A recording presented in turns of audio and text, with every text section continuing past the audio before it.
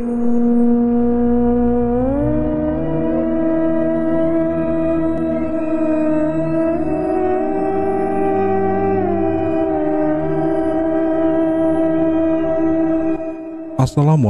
warahmatullahi wabarakatuh. Untuk cerita kali ini masih melanjutkan cerita yang sebelumnya, yaitu cerita yang berjudul Misteri Hutan Tawengan, yaitu pada bagian keempat.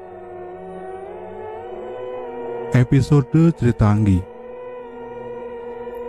Sore menjelang malam, mendung hitam menggantung di langit selatan.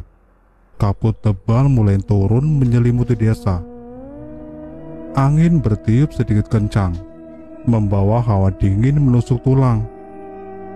Sesekali kilat menyambar, menerangi segenap penjuru bumi. Disusul suara guntur yang menggelegar menggetarkan jiwa.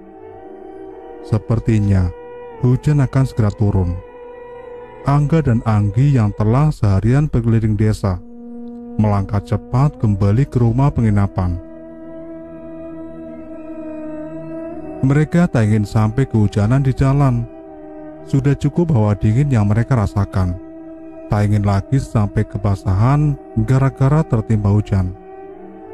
Dan benar saja, begitu mereka menginjakkan kaki di teras, hujan lebat seperti dicurahkan dari langit.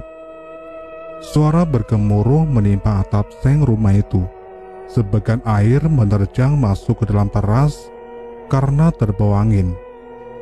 Kedua kakak beradik kembar itu segera masuk ke dalam rumah dan menutup pintu rapat-rapat. Gila, deras sekali hujannya bang. Beruntung kita sudah sampai di rumah, kata Anggi sambil merapatkan jaket yang dikenakannya. Iya, hujan-hujan begini enaknya minum kopi panas Gi, Angga menjawab sambil melepas sepatunya. Bilang saja kalau mau dibikinkan kopi bang, Anggi mencibir. Namun Taurung gadis itu segera sibuk meracik minuman berkafein yang menjadi favorit mereka. Memang benar kata Angga, di tengah hujan lebat dan hawa dingin seperti ini, secangkir kopi panas bisa sedikit menghangatkan suasana. Anggi meletakkan 2 gelas cangkir di atas meja, lalu ikut duduk di samping Angga yang mulai sibuk melihat hasil jepretan kamera digitalnya. Tak sia-sia kita jalan seharian. Pemandangan di sini memang sangat bagus, gumam Angga. Iya bang, tapi sedikit menyeramkan juga. Apalagi saat di jurang tadi, yang kata orang dulu digunakan untuk membuang tubuh si dukun wanita itu. Aku sempat merinding membayangkannya. Anggi menyeruput sedikit kopinya, lalu menyalakan rokok mentol kesukaannya. Aku juga sedikit ngeri. Seorang perempuan dilempar dalam keadaan hidup ke jurang yang dalam yang penuh batu karang dan tajam itu. Entah bagaimana nasibnya begitu mendarat di dasar jurang. Angga ikut mencicipi kopi buatan sang adik. Yang lebih parah bang, waktu itu dia dalam keadaan hamil. Aku pikir-pikir, terlalu kejam tindakan Mbak Atma waktu itu. Kita pun tidak tahu latar belakang yang sebenarnya Ki. Dan menurutku, bukan sepenuhnya salah Mbak Atma sih, karena nyaris seluruh penduduk desa mendukung tindakannya itu. Hanya segelintir orang yang berusaha mencegah. Ini bagus untuk bahan cerita kita bang. Permadi belum menulis bagian yang ini. Ia hanya fokus pada pengalamannya saat tersesat di hutan itu. Aku juga berpikir begitu Gi. Tapi kita butuh lebih banyak informasi lagi yang lebih detail. Sayangnya, tak banyak orang yang bisa kita pancing untuk bercerita. Andai saja Permadi bisa ikut kemari ya bang, tentu dia bisa banyak membantu. Adikku ini sudah mulai belajar merindukan seorang ya. Keisingan Angga mulai kambuh untuk menggoda adik kembarnya itu. Abang apa-apaan sih? Anggi pura-pura cemberut dengan wajah memerah, lalu mencoba mengalihkan pembicaraan. Abang percaya nggak dengan kisah siluman monyet itu? Entahlah, abang kan belum pernah bertemu langsung dengan siluman itu. Aku pernah melihatnya, Bang. Oh ya? Di mana? Semalam, saat kita di kebun belakang rumah itu. Sebenarnya waktu itu, aku bukan dari kali. Maksudku, aku memang dari kali, tapi tidak untuk buang air. Tapi, aku mengikuti dua sosok monyet yang sangat besar. Lebih besar dari monyet manapun yang pernah kulihat. Dan aku merasa makhluk itu memang sengaja mengawasi kita, Bang. Serius kamu, Nggi? Kapan sih, Bang, aku gak serius?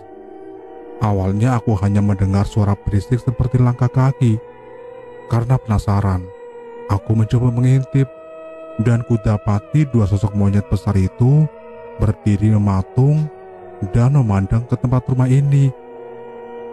Mereka berusaha masuk ke pekarangan, tapi pagar janur kuning yang dipasang Mbah Mo itu sepertinya menghalangi mereka. Lalu mereka pergi, dan aku mengikutinya sampai kali di pinggir hutan itu. Aku penasaran, Bang, ingin mengikuti sampai ke hutan, ingin tahu kemana mereka pergi. Tapi seperti ada suara perempuan yang membisikku menyuruhku kembali. Karena kataku juga, akhirnya aku kembali dan bertemu abang yang sedang bengong di kebun belakang itu. Kamu ceroboh, Nggi, Angga mengingatkan adiknya itu. Mbah Mo kan sudah melarang kita untuk mendekati hutan, apalagi malam hari, dan kamu sendirian. Kalau sampai terjadi sesuatu sama kamu bagaimana? Lain kali bilang dulu sama abang kalau ada apa-apa. Maaf ya, Bang, waktu itu aku cari-cari abang gak ada. Lagi pula, entahlah, Bang, perasaanku saja atau bagaimana. Aku seperti tak sadar mengikuti begitu saja kedua sosok monyet itu, sampai aku dengar bisikan suara perempuan itu. Aku baru sadar dan kaget. Ternyata aku sudah berada di kali. Abang sendiri kemarin malam kemana? Aku cari-cari gak ada. Aku ngopi di teras, Nggi, dan aku juga mengalami kejadian aneh seperti kamu. Angga kemudian menceritakan kejadian yang ia alami semalam, tentang bayangan hitam di hutan dan sosok perempuan berpakaian putih dengan wajah menyeramkan yang ditemuinya. Sepertinya desa ini memang dipenuhi dengan misteri ya, Bang, kata Anggi setelah mendengar cerita sang kakak. Makanya kamu jangan ceroboh. Kalau ada apa-apa, jangan bertindak sendiri. Ingat, kita kesini cuma mencari bahan untuk tulisan kita, bukan untuk mencari celaka. Iyalah, Bang, adikmu ini bisa jaga diri kok. Anggi tertawa. Saat dengan gemas Angga mengacak-acak rambutnya. Ya sudah malam nih, kita tidur yuk. Angga menyudahi pembicaraan, dan tak lama kemudian kedua kakak beradik kembar itu sudah terlelap di buai mimpi. Episode pertarungan Angga. Hampir tengah malam, hujan lebat yang sejak sore menggusur desa berangsur-angsur mulai mereda. Tinggal menyisakan gerimis rintik-rintik. Gemuruh suara hujan yang menimpa bumi mulai digantikan oleh merdunya suara nyanyian binatang malam. Anggi menggeliat dalam tidurnya. Dari mulutnya terdengar suara menggumam tak jelas. Lalu tiba-tiba mata gadis itu terbuka. Tatapan matanya kosong. Pelan gadis itu bangkit dari tidurnya. Selimut tebalnya dibiarkan teronggok di atas dipan. Sebagian ujungnya menjuntai di tepi tempat tidur dan jatuh ke lantai. Gadis cantik berambut sepo itu melangkah pelan menuju pintu belakang, masih dengan tatapan mata kosong dan langkah gontai selayaknya mayat hidup. mata diajukannya kakak kembarnya yang masih tidur mendengkur di atas dipan yang lain. Gadis itu terus melangkah, membuka pintu belakang, lalu menghilang dalam kegelapan malam. Seolah ada kekuatan tak kasat mata yang menuntun gadis itu. Hingga dalam kegelapan pun, ia masih tetap bisa melangkah menembus lebatnya semak-semak kebun. Pakaiannya yang mulai basah oleh sisa hujan yang menempel di daunan tak dihiraukannya. Dinginnya udara malam juga tak dihiraukannya. Bahkan kaki telanjangnya yang sesekali tergores oleh ranting dan bebatuan juga tak diindahkannya. Ia terus melangkah dan melangkah, menjauh dari rumah, menembus kebun, melewati pagar batas pekarangan yang dihiasi untayan janur kuning, lalu menuruni tebing menuju ke arah sungai. Masih dengan langkah gontai setengah melayang, seolah tubuh ramping gadis itu menjadi sangat ringan.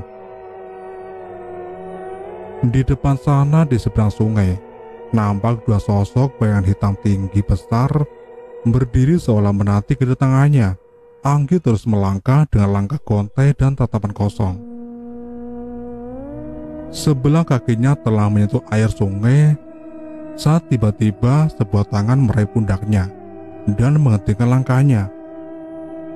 "Gi, sadar Gi," bisik suara Angga, disusul dengan tangan pemuda itu yang memeluk tubuh adiknya dan menariknya menjauh dari sungai.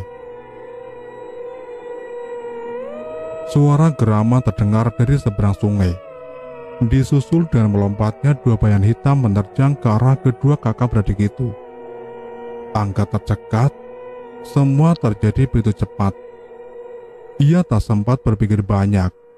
Segera dilemparkannya tubuh Anggi ke arah kebun, jatuh menimpa semak-semak. Sedang tubuh Angga sendiri terpental diterjang kedua makhluk hitam besar itu, jatuh bergulingan di rerumputan yang basah. Kembali, kedua makhluk itu menggeram, menatap Anggi yang mulai menggeliat dengan mata merah mereka. Kedua makhluk itu melangkah mendekat, namun sepertinya untaian janur kuning yang dibuat Mbah Mo itu menahan mereka. Itu memberi kesempatan kepada Angga. Pemuda itu segera bangkit dan menerjang kedua makhluk hitam itu.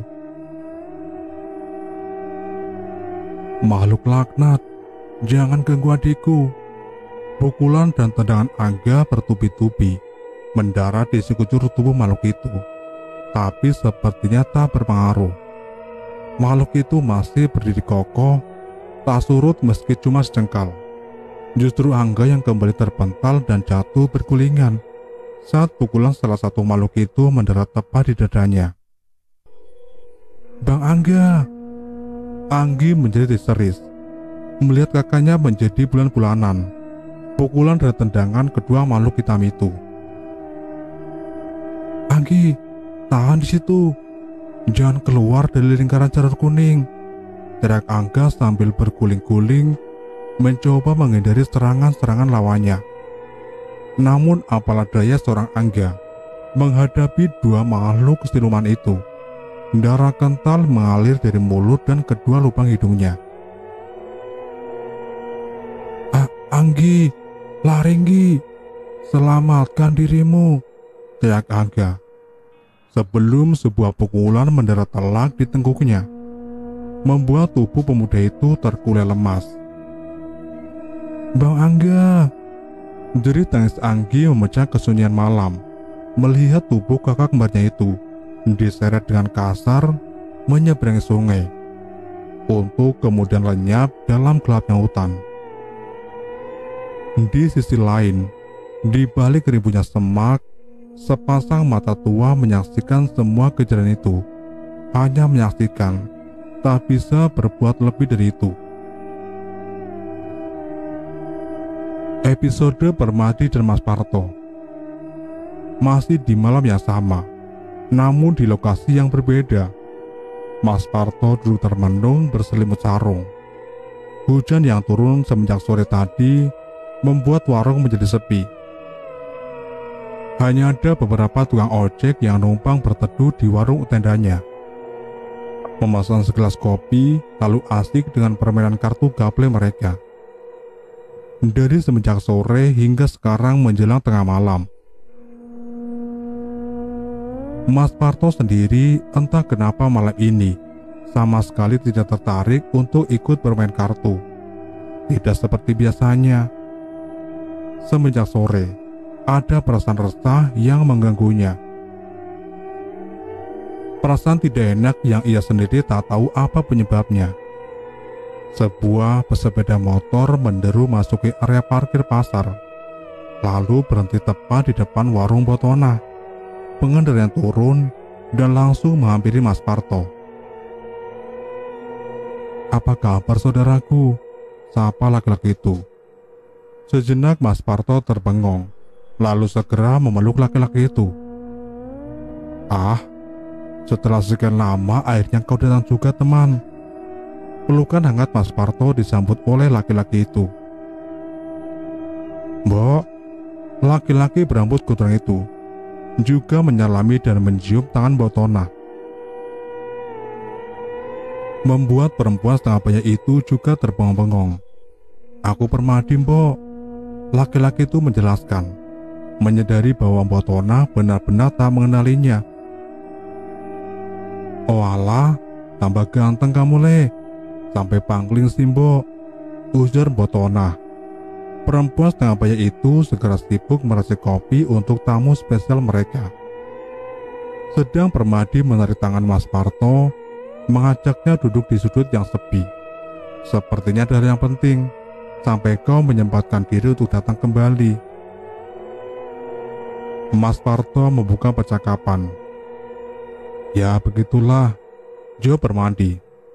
"Aku mencari 2 orang temanku." Sudah kuduga. Tanpa segan Mas Parto menyambar rokok milik Permadi dan menyulutnya sebatang. "Jadi 2 orang saudara kembar itu adalah temanmu?"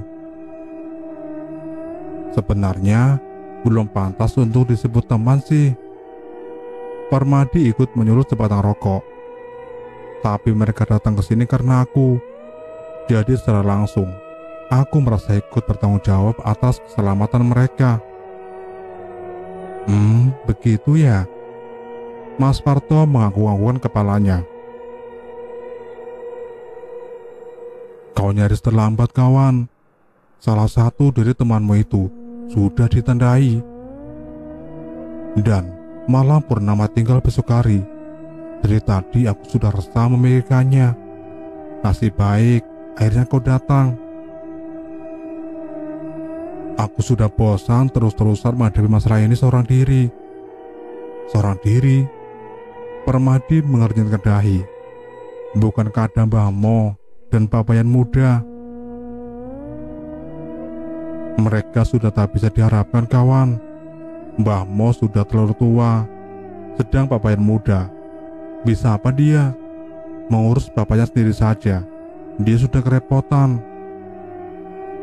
Permadi menyeruput kopi yang dihidangkan oleh Botona. "Lalu siapa yang sudah ditandai dan di mana mereka sekarang?"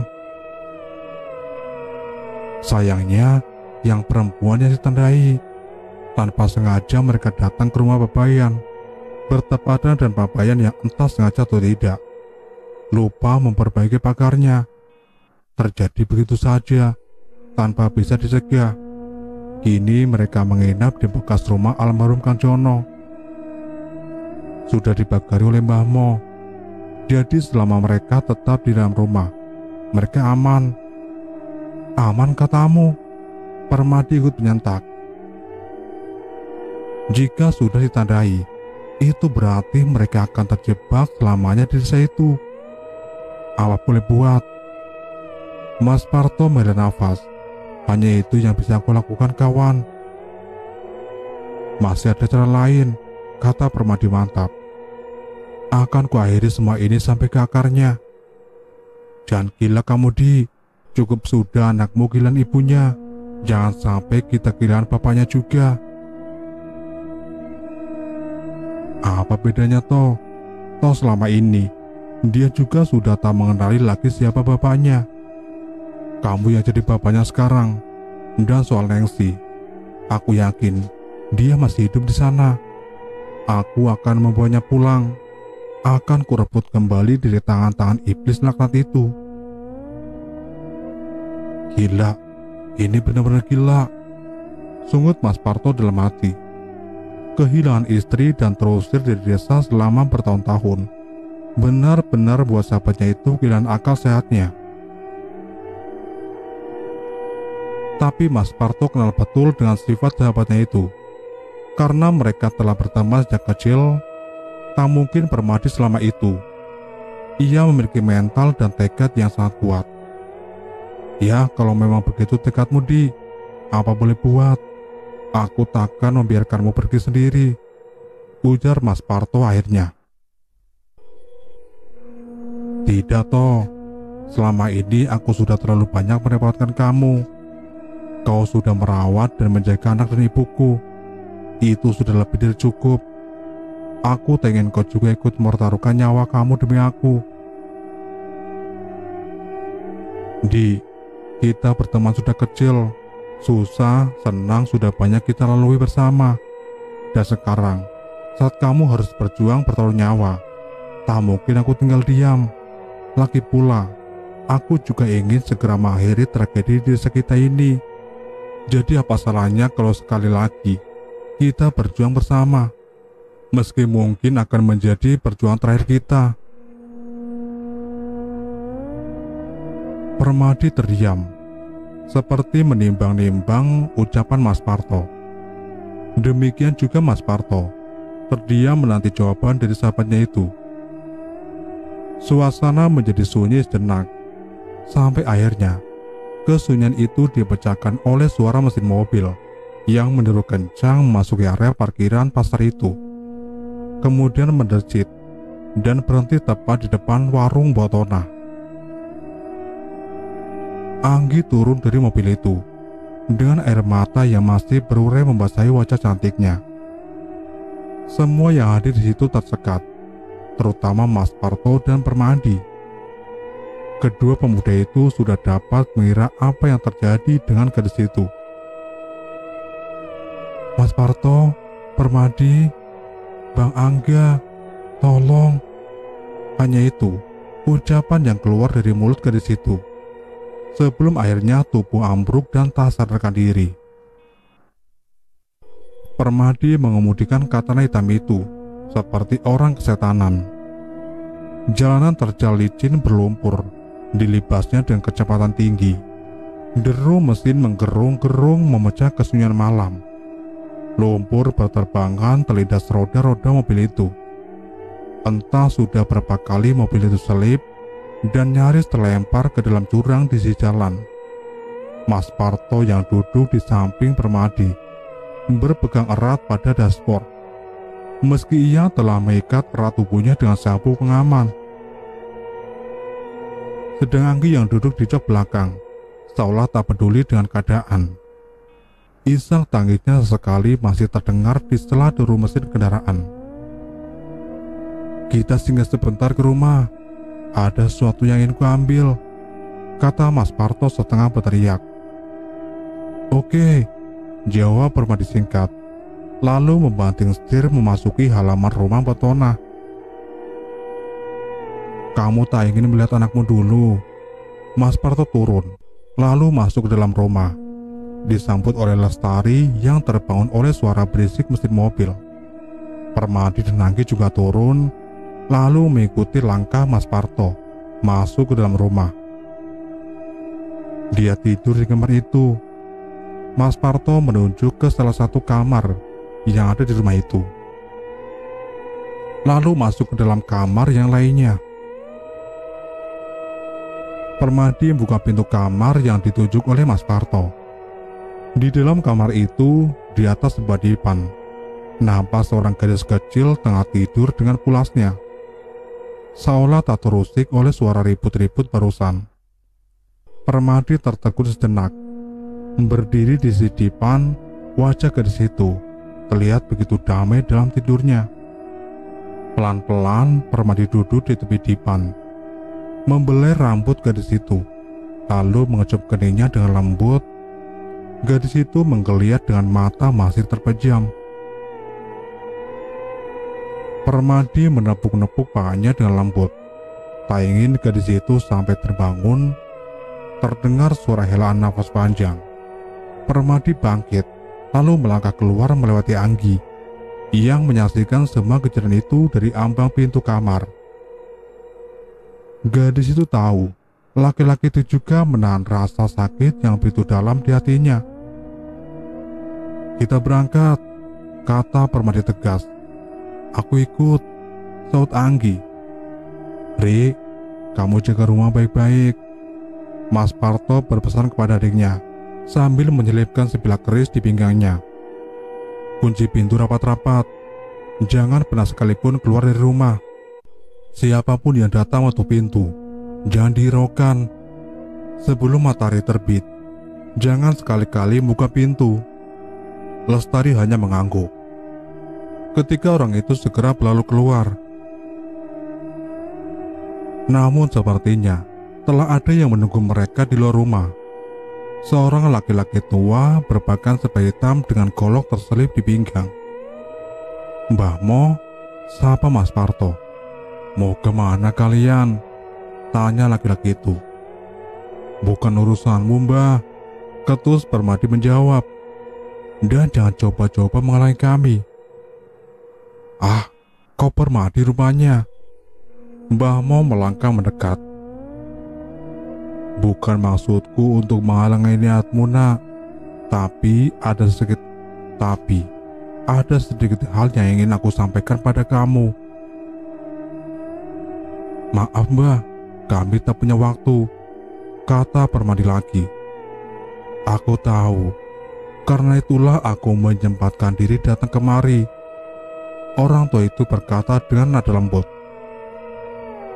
Ia tahu sedikit banyak Permadi masih sedikit menaruh dendam padanya terkait pengusirnya dulu dari desa. Sedikit salah bicara bisa memancing emosi pemuda itu. "Mari, akan kuceritakan sambil jalan," maksud Mbah Mo. Permadi mengernyitkan keningnya. "Iya, aku akan ikut kalian," tandas Mbah Mo. "Jangan membantah, nak. Izinkan orang tua ini menebus kesalahannya di masa lalu." Permadi terdiam sedikit bimbang. Dengan melibatkan Mas Parto saja ia sudah merasa bersalah. Kini ditambah lagi dengan Mbah Mo. Meski ia kurang suka dengan laki-laki tua itu, tapi ia juga tak ingin ada orang lain yang sampai celaka karenanya. "Kita berangkat." Akhirnya Mas Parto yang memutuskan. Tak ada waktu untuk berdebat. Berempat, mereka berjalan beriringan menyeberangi sungai, lalu masuk ke dalam hutan, dan petualangan pun dimulai. "Perlukah kamu bawa itu?" Permadi melirik keris yang terselip di pinggang Mas Parto. "Sekedar buat jaga-jaga saja," sahut Mas Parto. "Kami justru mengantukkan nasib padamu." "Kenapa?" heran Permadi. "Karena kamu satu-satunya orang yang pernah masuk hutan ini dan kembali dengan selamat." "Ah, itu hanya kebetulan. Aku bakal tak yakin kali ini kita bisa kembali." "Bisa kau ceritakan bagaimana kau dulu bisa kembali?" Penasaran, Anggi ikut bicara. Gadis itu mulai sedikit tenang kini. Tak ada lagi air mata yang mengalir di wajahnya. "Kau pasti sudah tahu dari cerita yang kau baca itu," jawab Permadi. "Jadi benar, kau diselamatkan oleh bayangan putih itu?" Anggi kembali bertanya. "Entahlah," sahut Permadi. "Yang ku tahu, saat itu aku sudah hampir mati diterkam monyet besar itu. Saat tiba-tiba ada bayangan putih melesat menyambarku. Lalu aku tak ingat apa-apa lagi. Sampai saat sadar aku sudah terdampar di pinggir sungai." "Nyai Asih," desis Mbah Mo pelan. "Siapa, Mbah?" serentak Anggi dan Mas Parto bertanya. bayangan putih itu. Mbah Mo berkata pelan sambil terus berjalan. Aku yakin dia Nyasi, perempuan yang dulu dituduh sebagai biang keladi wabah desa ini, yang jasadnya dibuang ke jurang.